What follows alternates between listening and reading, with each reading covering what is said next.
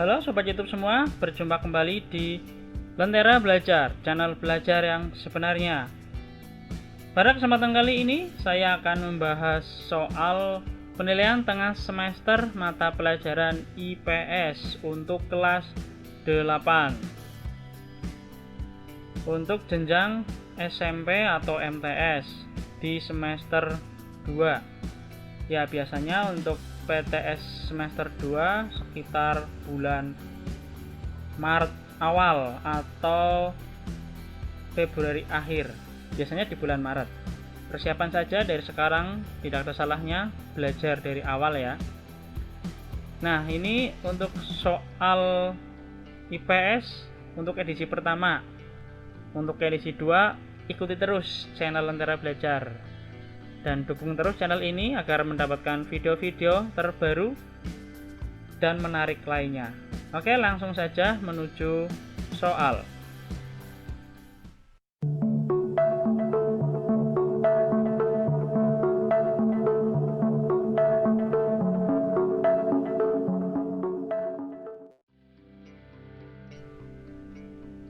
Soal nomor 1. Semua pihak yang melakukan kegiatan ekonomi seperti produksi, distribusi, dan konsumsi, baik itu perorangan maupun organisasi pemerintah atau swasta disebut dengan A. Pelaku ekonomi, B. Kegiatan ekonomi, C. Konsumsi, D. Produksi.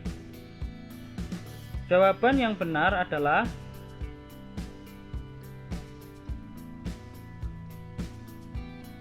yang A, pelaku ekonomi. Oke, untuk nomor 1 jawabannya yang E. Nah, untuk yang B, kegiatan ekonomi itu cakupannya sangat luas, yaitu segala kegiatan yang berkaitan dengan ekonomi. Kalau soal nomor 1 kan itu udah jelas ya spesifiknya. Untuk konsumsi, kalau konsumsi itu kegiatan mengurangi atau menghabiskan nilai guna suatu barang. Ini lebih spesifik lagi dari soal nomor 1. Kemudian produksi itu adalah kegiatan membuat atau mengolah suatu barang. Ini lebih spesifik lagi, padahal yang ditanyakan konsumsi, produksi itu kegiatan itu apa? Jadi jawabannya adalah yang A, pelaku ekonomi.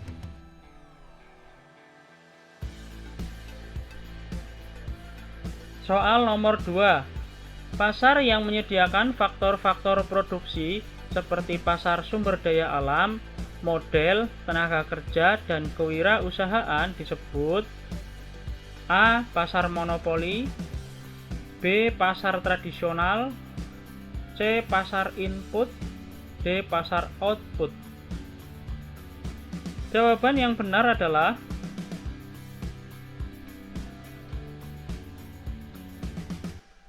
yang C, pasar input.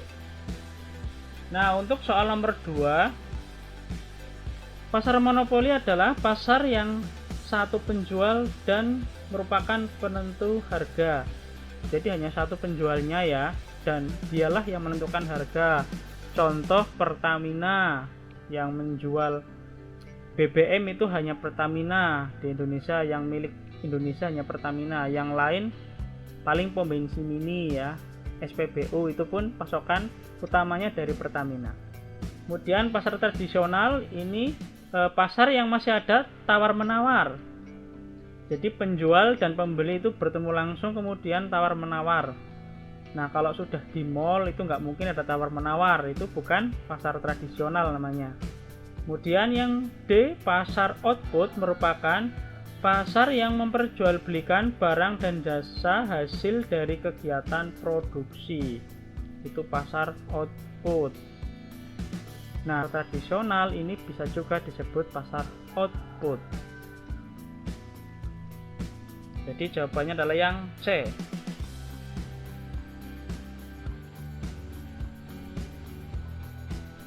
Soal nomor 3. Mesin-mesin industri, bahan baku, bahan bakar, gedung dan kendaraan termasuk A. Faktor produksi alam, B. Faktor produksi model, C. Faktor produksi tenaga kerja, D. D. Faktor produksi kewirausahaan.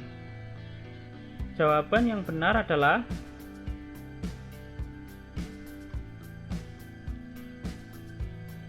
yang B. Faktor produksi modal.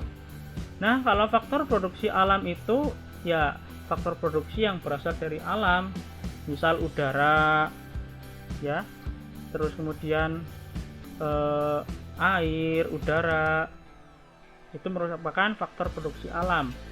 Kalau faktor produksi tenaga kerja yang merupakan tenaga kerjanya itu sendiri, ya tenaga kerja nanti tinggal bidang keahliannya apa. Nah, itu macam-macam dari tenaga kerja, jadi orang yang bekerja.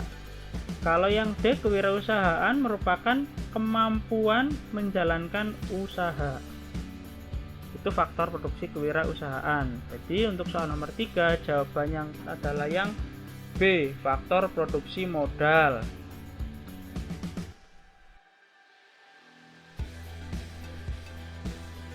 Soal nomor 4. Pemberian subsidi yang dilakukan pemerintah kepada perusahaan dalam negeri sehingga mampu bersaing dengan produksi dari luar negeri merupakan bagian dari fungsi pemerintah atau negara sebagai A. Distributor, B. Regulator, C. Konsumen, D. Produsen. Jawaban yang benar adalah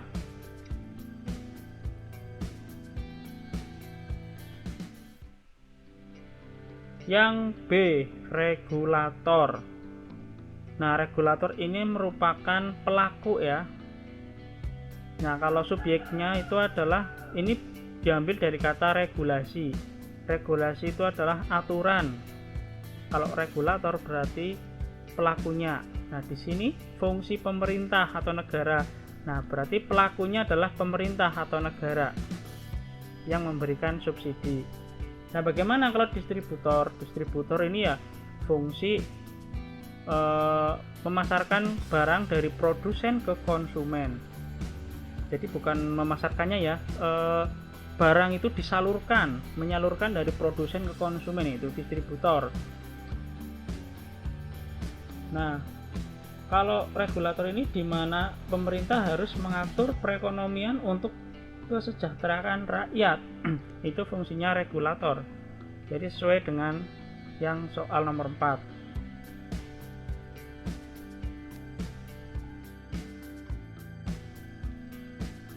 Soal nomor 5. Pada saat sekarang ini, perdagangan antar daerah atau antar pulau tidak lagi dengan cara tradisional, melainkan jual beli online yang memudahkan masyarakat untuk A. melakukan tukar-menukar barang, B. meningkatkan jual beli suatu macam barang, C. melakukan jual beli dengan tawar-menawar barang, D. melakukan perdagangan antar daerah bahkan lintas negara.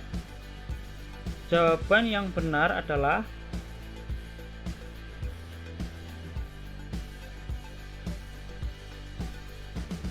yang D. melakukan perdagangan antar daerah bahkan lintas negara. Oke, untuk soal nomor 5 ini, dengan adanya online sebenarnya ini tujuan soal ini adalah fungsi dari online itu bisa mendekatkan yang jauh atau bisa memudahkan transaksi yang berjauhan. Jadi di sini jawabannya adalah yang D, melakukan perdagangan antar daerah bahkan lintas negara.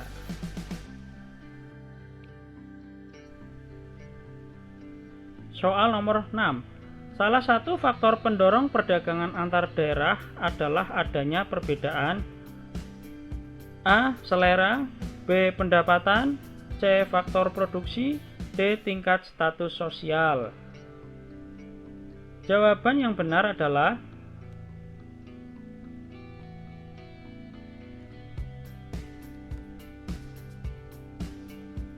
yang C. faktor produksi. Nah, faktor pendorong perdagangan antar daerah yang lainnya selain faktor produksi adalah perbedaan faktor produksi dan perbedaan tingkat harga antar daerah. Hanya ada dua ya. Yang satunya adalah perbedaan tingkat harga antar daerah. Itulah faktor pendorong perdagangan antar daerah.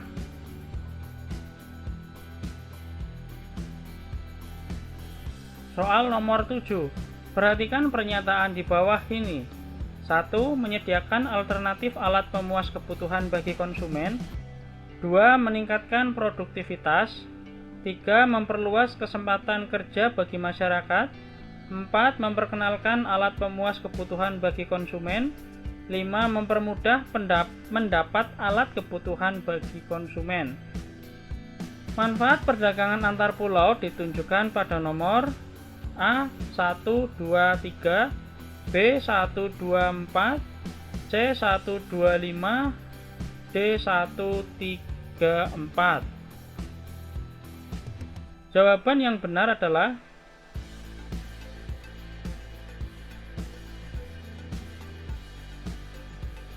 yang A, nomor 1, nomor 2, dan nomor 3.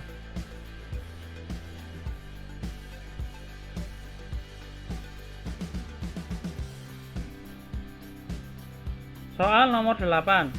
Kestabilan nilai tukar rupiah sangat penting bagi eksportir karena akan mempermudah dalam menghitung biaya produksi produk ekspornya yang berpedoman pada kurs nilai tukar mata uang asing, yaitu A. Yen dari Jepang, B. Rupiah dari India, C. Dolar dari Amerika, D. Euro dari Eropa. Jawaban yang benar adalah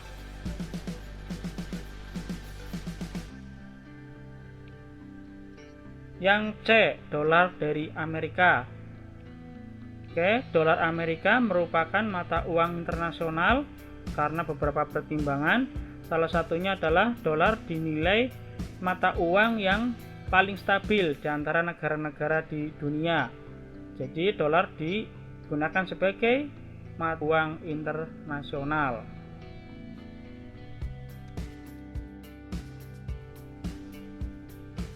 Soal nomor 9. Semua barang yang dapat diterima sebagai pembayaran internasional disebut devisa. Contoh bentuk devisa antara lain A. Emas dan valuta asing, B. Wesel dan valuta asing, C. Tagihan luar negeri dan emas, D. Tagihan dan hutang luar negeri. Jawaban yang benar adalah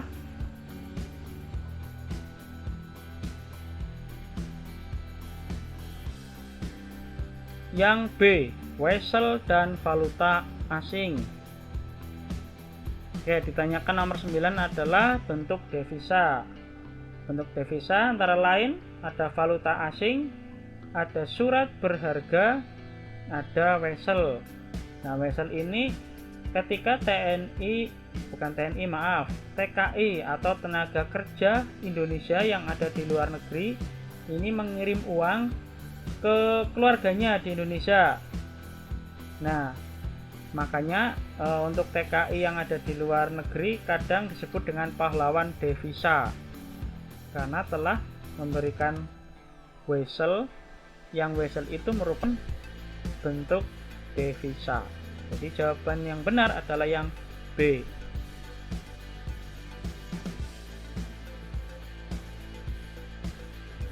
Soal nomor 10. Dalam kegiatan membeli barang dari luar negeri, seseorang atau badan yang melakukan impor harus membayar barang yang ia beli dengan mata uang asing.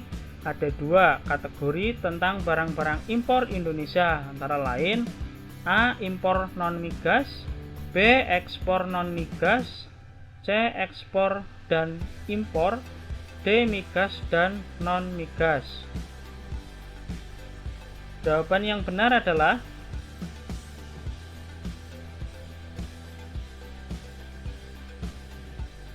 yang D, migas dan non-migas. Soal nomor 10 ditanyakan ada dua kategori barang impor. Sudah jelas jawaban yang A dan B itu salah karena hanya satu barang. Nah, jawaban yang benar adalah yang D. Migas itu contohnya adalah minyak tanah, bensin, solar, LPG, dan yang lainnya. Nah, kalau yang non migas ya selain yang migas itu mungkin bisa berupa karet, kopi, ikan, kayu, dan lain-lain.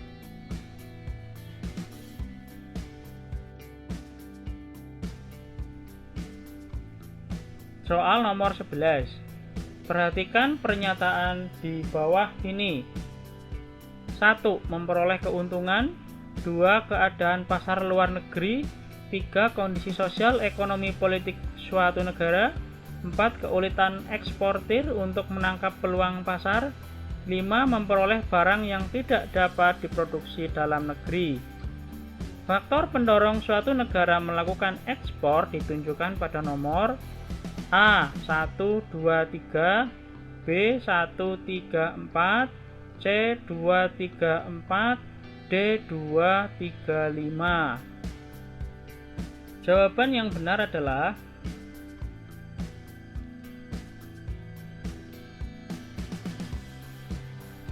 yang C, nomor 2, nomor 3, dan nomor 4. Yang lainnya bukan merupakan faktor pendorong.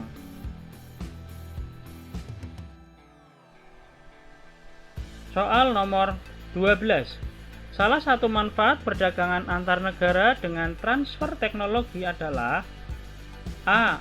Menyekolahkan sumber daya manusia ke luar negeri. B. Memberikan pelatihan penggunaan teknologi. C. Mengirim tenaga ahli ke negara lain.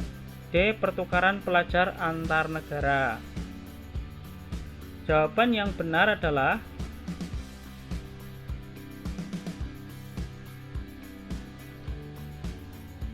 yang B. Memberikan pelatihan penggunaan teknologi.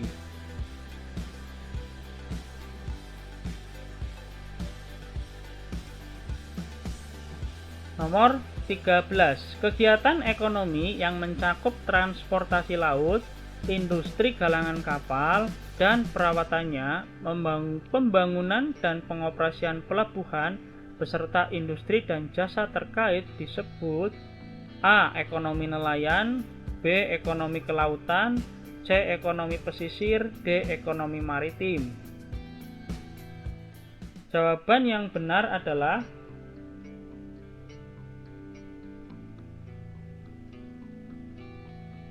yang D. Ekonomi maritim. Ekonomi pesisir dan ekonomi nelayan ini hanya opsi jawaban pengecoh ya Sobat YouTube semua. Nah, bagaimana untuk ekonomi kelautan?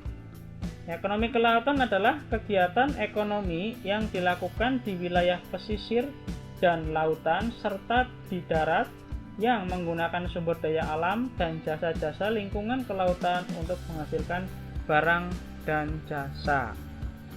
Itu kalau ekonomi kelautan.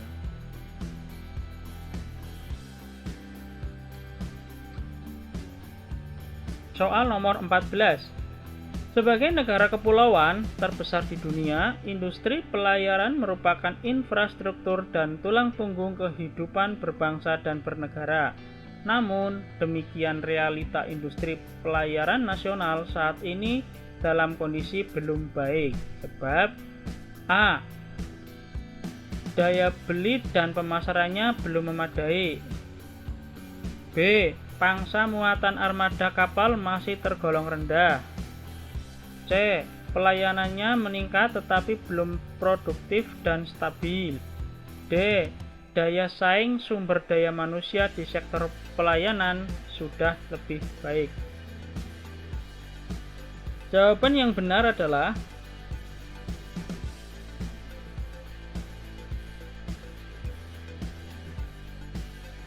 yang B. Pangsa muatan armada kapal masih tergolong rendah.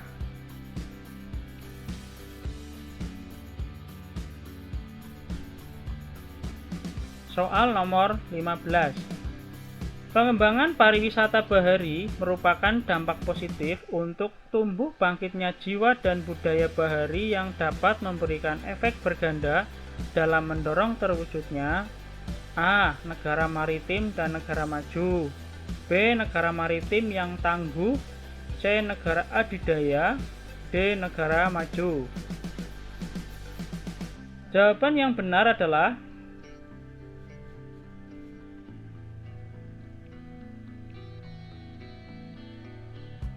yang B. Negara maritim yang tangguh.